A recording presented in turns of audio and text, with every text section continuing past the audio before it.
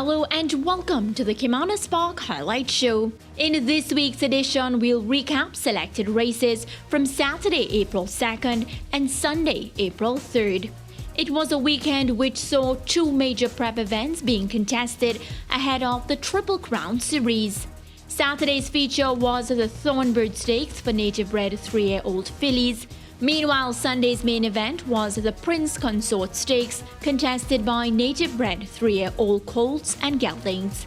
Let's begin our highlights package with race 2 from Saturday. This was an optional claiming event going 1400 meters. Gresford Smith's entry, Bruce Wayne, was sent off as an even money favorite.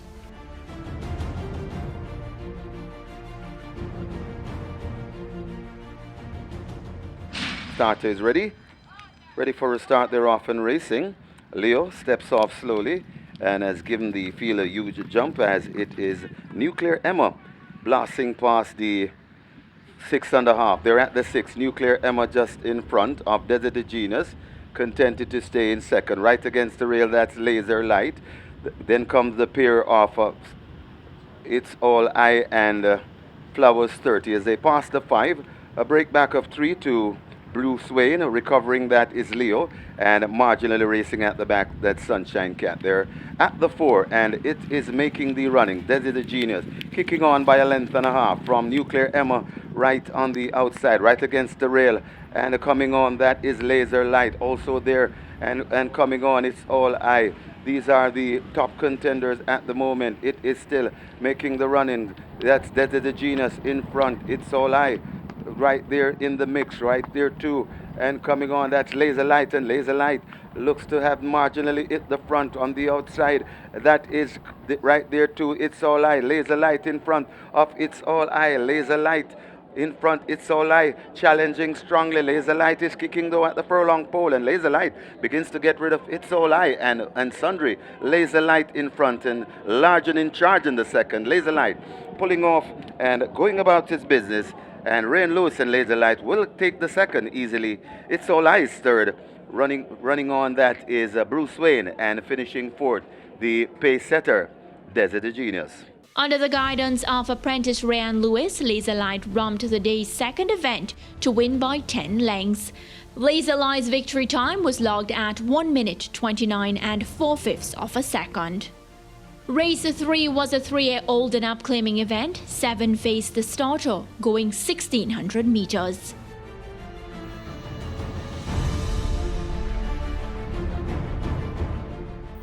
They're ready, they're off.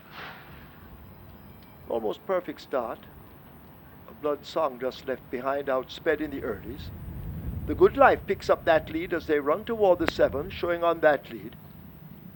Storm now moving down to within 1 length. Uncle Frank in the red and white races in between horses. A Bloodfire is the one alongside him but hugging the rail. Salah races further back, just about 6 lengths off that lead. A gap to Secret Traveler and Blood Song teaming up to share last. They've left the 6 and make their way toward the 5 on the backstretch. And Storm has that lead by a half a length. The Good Life pressing an attack early. They slip past the 5 and run to the half mile. Uncle Frank stalks them and watches them. Just about 2.5 lengths separates that group. A gap opens up to a Bloodfire. 4 more lengths to Blood Song. Secret Traveler racing on the outside, and with them that Salah as they've left the half mile and arrive at the 7/16.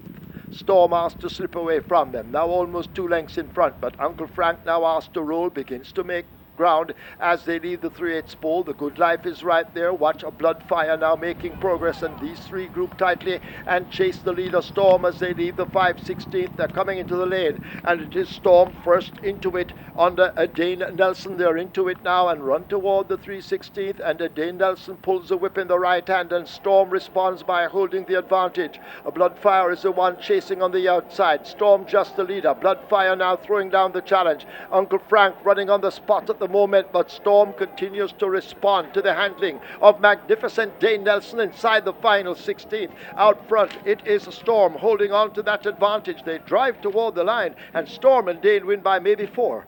A Bloodfire is next, ahead of Uncle Frank, then Blood Song and the Good Life.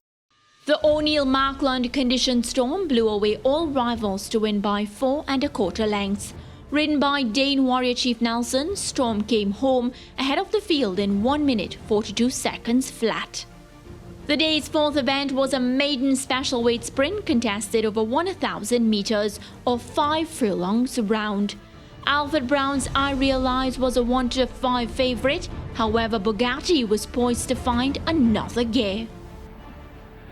They're Often Racing came out in a good line, left at the back early. That is Give Me the Light, as they blast past the 4.5 furlong. Bugatti shots two at the 4 and goes for that lead.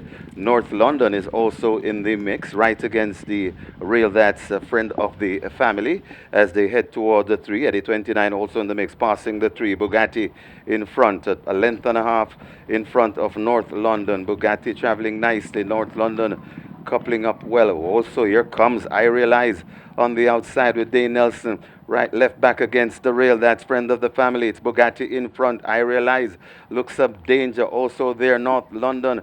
Bugatti still in front, and Bugatti still fighting off the challenge of I Realize. North London also there. Bugatti traveling nicely. Half a furlong to go. Bugatti sprinting off, and Bugatti has this one all wrapped up. Bugatti beats I Realize. North London will be third, and friend of the family is fourth. Brought through the gears by jockey Tevin Foster, Anthony Nunes' entry, aptly named Bugatti, completed the 1,000-meter trip in 1 minute 1 4/5 of a second. The day's 7th event saw 7 thoroughbreds competing over 1,600 meters. Shane the Canterman Ellis was aboard the 1-5 favorite El Cid. Starter ready. They're off. And Masterclass presses the eject button and sends Andre Powell to the ground. So they're going down the back stretch. El Cid has speed. Secret Emperor testing on the outside, and Secret Emperor now picks it up from El Cid, racing in second. A length separates them. A gap of 2 to Salute the Deputy in the black sleeves. Devante in between horses, and a Surety now progressing as they group up tightly, leaving the 6 on their way to the 5. Maybe a length separates the entire group. Now it looks to be a half a length as Devante and Salute the Deputy now pick up the pace and go on a bit as they leave the 5. El Cid moves down into second. Devante is reserved in third. Secret Emperor races on the outside, and a Surety just at the back as the field in a tight cluster leave the half mile behind them. They run toward the 7:16. Salute the Deputy and El Cid, with El Cid now going on narrowly. Here is Secret Emperor now beginning a challenge on the outside. Salute the Deputy is right there, these 3 in tight quarters as they leave the 3. Devante has a running to do. A Surety now begins to get going and overtakes the new trailer, Devante. They leave the 5:16. They're about to come into the top of the lane with a quarter of a mile ahead of them, and El Cid has accelerated in the center, may just have that lead. Secret Emperor challenging and takes the widest route, and Secret Emperor and El Cid go at it. Salute the Deputy is over near the rail. Right against it, Devante. A Surety is looking for somewhere to go, all dressed up at the moment as they make their way toward the final 16th. They are about to arrive at it. Salute the Deputy challenging El Cid, and now Salute the Deputy strikes the lead under Trevor Simpson OD and will win by a length. El Cid is second, a Surety third, Devante fourth. Collared in deep stretch by Salute the Deputy, El Cid surrendered the lead to lose by 3/4 of a length. Ridden by 5-time champion jockey Trevor Slicer Simpson, the 18-1 entry, Salute the Deputy, posted a winning time of 1 minute 43 3/5 of a second. Well, actually, we're looking at the favorites and we said, we do have a shot here, It's a small field. So, it worked real well the last time. So, we had a couple of horses that worked with him, and we are trying to gauge them off each other. So, this win was like gratifying, We're going to him like the last time break a little slow. So I get in the gate and keep alert on him, and then jump quite well. So I figured him take a hold of the bit. So I just be right there with him. I got the impression that he pulled you to the front earlier than you wanted to go. Is that what happened? Yes, he take a good hold of the bit and try to go all the way through. So I figured I could just regulate my pace with him and find Shane Haas wasn't going down too far from him. In the straight, Trevor, I noticed you didn't even have to change the stick. You just kept doing what you were doing. Were you always confident that El Cid was not going to wear you down today? Well, I guess the both of us on the same momentum, and he's a fighter. And I keep digging him, and he keep responding, so we get through today. Race 9 was the day's feature event, the Thornbird Stakes, contested by native-bred 3-year-old fillies. A field of 8 faced the starter for this prep event ahead of the start of the Triple Crown series. Field in line. They're ready. They're off for the Thornbird Stakes. Rapunzel came off slowest. Golden Wattle grabs an early lead, which is not the norm. Princess Shooting Star is racing through, and Princess Shooting Star now picks it up from a gift from Ben. Golden Wattle reserved in third, overtaken by Atomica, who goes a-hunting.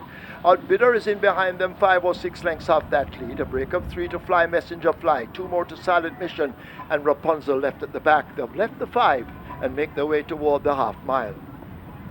They're almost there now, and out in front remains Princess Shooting Star. Atomica in a handy spot in second. A gift from Ben cruising along in third. Golden Wattle now begins to get closer. Outbidder right with those. 5 lengths separates that bunch, and this is the main body of the field. A gap of 7 lengths opens up to Fly Messenger Fly. Silent Mission about to be overtaken by Rapunzel. They're arriving at the final 5/16. Princess Shooting Star attempts to go all the way. Atomica now attacking on the outside. Golden Wattle is back in third and asked to close the gap in the stretch, but they run toward the final 3/16, and the burly Atomica now picks up the lead from Princess Shooting Star. Golden Wattle now trying to close the gap, but it's Atomica just drifting to the right a bit, a furlong to run. Atomica out in front and holding a commanding lead. Golden Wattle and Princess Shooting Star chasing, but it all is in vain. Atomica and Dane Dawkins, he has his second. They win the Thornbird Stakes by a handy 6 lengths over Golden Wattle, then Silent Mission. Princess Shooting Star is fourth, Outbidder is fifth. Sent off as the 3 to 5 favourite, Atomica exploded in the home stretch to win by 7 1/4 lengths. 1 minute 22 seconds flat was the winning time, going 1400 metres. Here's jockey Dane Dawkins and trainer Gary Sobrati in the winner's enclosure. I was very comfortable, knowing Shooting Star was the speed in the race and I was the second. So when I was second, I know I was comfortable, and the horse didn't try to pull me all that, so I got him relaxed. So she was relaxed early, Yeah. traveling well, easy for you. Yeah. At the top of the lane, you made your challenge. Was it that Princess, you thought that Princess Shooting Star would have fought you all the way, or you knew you had enough horse to go on by? No, well, leaving the 3 furlong, I already have Shooting Star covered. So I was really pripsing safe. Any horse behind me was coming, and reaching 2 furlong now, I didn't see any horse, so I know I have the race covered. She's always been training well, and she showed it today. I was saying to one of the clockers that I'm sure she's had more tougher exercise spins than the race today. I didn't hear what you said. I'm saying that she would have had tougher exercise gallops than what she had today, because she won with so much authority today. Definitely, for sure. In terms of the mile, Gary, and I know you are very meticulous in your preparation. 7 furlongs today, she did it this way with 119 pounds. More weight, a furlong longer, Guineas. What do you think she'll be able to do? I think she'll definitely stay. She showed it today. She wasn't coming back. She beat some of the best fillies. The weight could be a little issue, but we'll train her with it and see how she handles it. Saturday's final event was the Cecilia Cup, which included the reigning horse of the year, Further and Beyond. Contested over 1,300 metres, the field was reduced to 12, following the scratch of Ray Phillips's Importi Legality.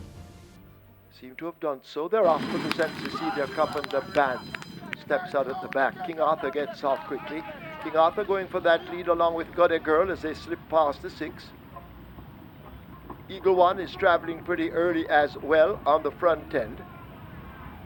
As Got a Girl sets those fractions, they're bunching up. On the outside, I've Got Magic is showing speed. Eagle One is in between horses. Further and Beyond, right on the tail of the front 3 as they go to the half mile. DJ's Boy now asked to make ground. King Arthur is in a handy spot. There goes the grey race car as they go rushing past the 7/16. In behind them, Laban. King Arthur is faded back through the field. Excessive Force races on the rail. 2 lengths in behind them to God of Love. The Great Duke is next, and Generational brings up the rear of the field as they're about to turn into the lane. A quarter of a mile mile just about to come into it, and I've Got Magic attacked already by Further and Beyond, last year's Horse of the Year, and now Further and Beyond picks up that lead. I've Got Magic trying to battle back. Over on the rail, that's Eagle One. God of Love scraping paint. Deja's Boy is in between horses, but it's Further and Beyond out in front under Robert Halladine. Race Car is coming from behind horses on the extreme outside, but this Further and Beyond has earned his Horse of the Year title, and Further and Beyond will win by maybe 6. I've Got Magic beats Deja's Boy or Juke close between them, then Race Car in a photo with Excessive Force. Sent off as a 4-5 favourite, Further and Beyond turned out another impressive performance to secure the Cecilia Cup. Further and Beyond clocked 1 minute 19 and 3/5 of a second, going 1,300 metres. Here's winning trainer Anthony Papanunes. I really loved it. Other than where he was sitting back in the gate, he broke slowly, slightly off, but Robert got him going, and it was nice of Tevin to leave a little lane for him on the inside, and he got going. And I thought he was really good. He was about 75-80% fit. We really didn't drill him to come to this point because we figure we have a long year ahead. So I'm really pleased that by the half-mile pole, he was in a winning spot, and he kicked on. He got a little tired in the end, but that was to be expected. On the other side of the break, we'll recap some of the exciting action from Sunday, April 3rd. This included the Prince Consort Stakes for native-bred 3-year-old colts and geldings.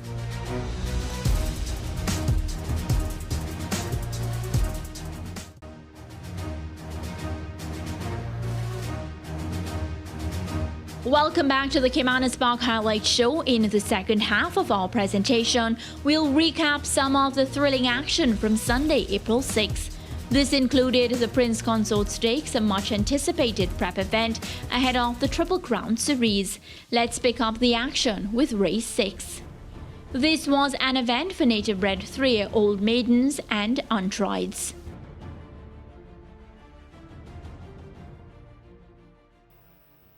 They're off. Du Jour gets a good start in the center, racing just ahead of Bromley. Yellowstone is running near the stand fence. Miss Khaleesi has tacked across and is also racing, that's a GT Boy traveling pretty quickly near the stand fence. Toward the center, Berlina's Choice is showing some speed. Prince Sanjay looks to be tacking right toward that stand fence as they sort themselves out. On the far side in the white silks, that's a Thalos showing speed as they will arrive in the final quarter. On the far side, Thalos disputes it. Du Jour is still in a handy position, close enough if good enough, that's a Yellowstone. Prince Sanjay is right against the fence, but they drive up inside now. The final furlong about to arrive there, and over on the far side, it is a Thalos showing on that lead. Thalos and Shane Ellis, the veteran, inside the final 16. This is a runaway. Thalos has blitzed them all, and Thalos comes in and romps the event, maybe 10 lengths in front of Du Jour, then Yellowstone in a photo with Prince Sanjay back in 5th. That's Berlina's Choice. Partnered by Shane Canterman Ellis, Thalos blitzed the field to win by 9 1/4 lengths. Thalos clocked 1 minute and 2/5 of a second, going 1,000 meters straight. Jockey Shane Ellis, along with trainer Anthony Papanunes, was surprised by Thalos' margin of victory. I'm really surprised. I mean, he's lightly trained. I mean, he does have a good breeding. He's by line tamer out of Ia Derena, who is Lorena's daughter. So, the bloodline is there. But, let's hope we can have some fun with him. It would be nice. Sunday's 7th event was an optional claiming race for thoroughbreds 3 years old and upwards. Baltus Roll, the mount of champion rider Anthony Thomas, was a hot 1-2 favourite.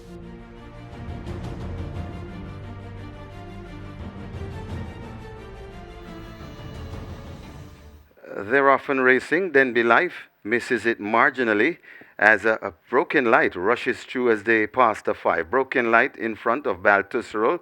Then comes Fabulosity racing in 3rd right there on the outside. That's Mr. Linders.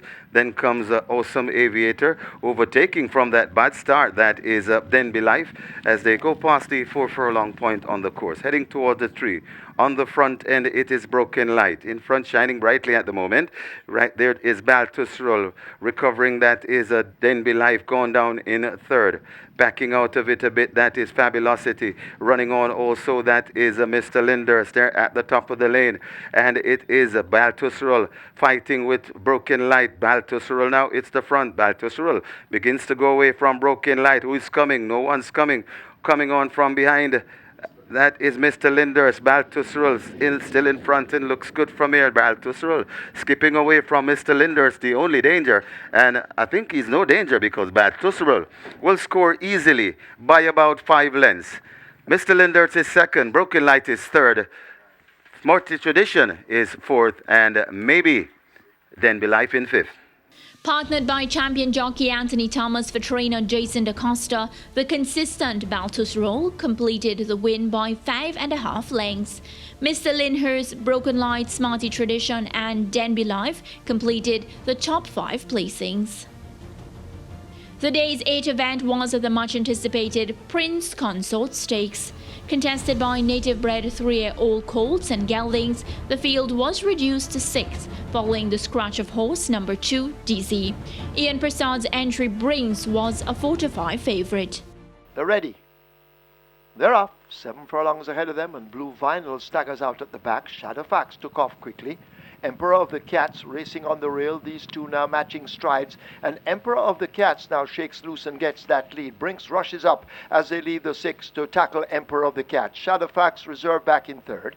Power Races in fourth. Take a Punt joins that one. And Blue Vinyl yet to recover. They leave the 5 on the back stretch in the Prince Consort. Emperor of the Cats now snatches that lead from Brinks and Shadowfax. Take a Punt in the green and yellow racing on the outside. Just 2 lengths separates that bunch. Power in behind them, and Blue Vinyl continues to toil at the back. They're running toward the 7:16. Emperor of the Cats out in front. Take a Punt throwing down the challenge. Brinks continues to hug the corner, cutting it with Shadowfax for company. Power now beginning to pick up on the outside and making gains. And a driven Blue Vinyl remains at the back. But this Emperor of the Cats will bring them into the lane. It's Emperor of the Cats out in front. Bebito Harvey in the saddle as they leave the quarter pole. Emperor of the Cats under a bustling ride. This could be a mild upset. Emperor of the Cats is holding a commanding lead inside the final furlong. Watch Blue Vinyl, who was at the back, now shooting forward on the rail. But Emperor of the Cats hanging tough on the leader, 16 to run. Blue Vinyl trying to get to him. Emperor of the Cats now beginning to stutter. Here is Blue Vinyl in the Prince Consort. They've gone by the bobbed heads. Take a Punt is in third. Power is fourth. Shadowfax is fifth. Spurred on by jockey Bebeto Harvey, Emperor of the Cats just managed to get to the winning post ahead of a fast-closing Blue Vinyl. Emperor of the Cats clocked 1 minute 27 seconds flat for the 1400-meter trip, an identical time to the filly Atomica in the Thornbird Stakes. Very much impressed. I expect the horse to win, yes. All right. Based on what I said to them the first time the horse win, that this is a classic potential horse, has classic potential. So I did expect him to win here. Sunday's final event and the weekend's final race was an overnight allowance contest for native-bred 3-year-old horses. A competitive 12-horse field saw Ian Prasad's Jordan Reigns sent off as a 3-5 favourite.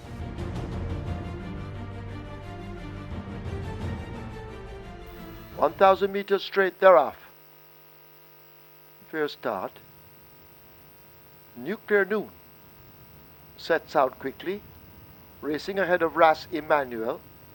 One Don is the one nearest to us. Jordan Reigns toward his inside, matching strides now with a Nuclear Noon. Capture My Ship is running fast in the early exchanges. Acero also displaying speed as they have just about 3 furlongs remaining. Who will win this? Not known yet. Nuclear Noon may just have it over Jordan Reigns, now beginning to launch a strong attack. Acero is on the premises. Capture My Ship found a bit flat-footed when the tempo increased. Ras Emmanuel trying to close up in the yellow cap and the green sleeves. One Don running the rail, but Nuclear Noon is battling Jordan Reigns for that lead. Ras Emmanuel right with them. They drive toward the 16th pole, and it's a Nuclear Noon swerving all over the place. Watch Billy Wiz on the far side. Jordan Reigns is also quickening up. It's Nuclear Noon fending fending them off to beat possibly Billy Wiz or Rassi Manuel. It's a photo. Then Jordan Rains, 1 done, is 5th. Nuclear Noon shone brightest to win by 2 lengths ahead of Billy Wiz. 59 and 4/5 was the winning time logged by Nuclear Noon for the 1,000-meter trip. Well, with 57 kilos, I thought Jordan Rains would be tough to beat because he came in lighter, and Billy Wiz came in with a good handicap as well. But Billy Wiz looked like he got hindered at the starting gate, so that really hurt his chances. But whenever he comes down to overnight, he's a live horse. He's consistent up at the open allowance level. He just hasn't won there yet. So back down and out the straight, he ran second to Secret Identity in a good run race one day. So I think he likes it. As we recap another thrilling weekend of racing, it was highlighted by Atomica's explosion in the Thornbird Stakes and Emperor of the Cats' narrow victory in the Prince Consort Stakes. There were also notable victories on Saturday for the 18-1 outsider, Salute the Deputy, and the reigning horse of the year, Further and Beyond. This has been another edition of the Caymanas Park Highlight Show. I'll see you next time.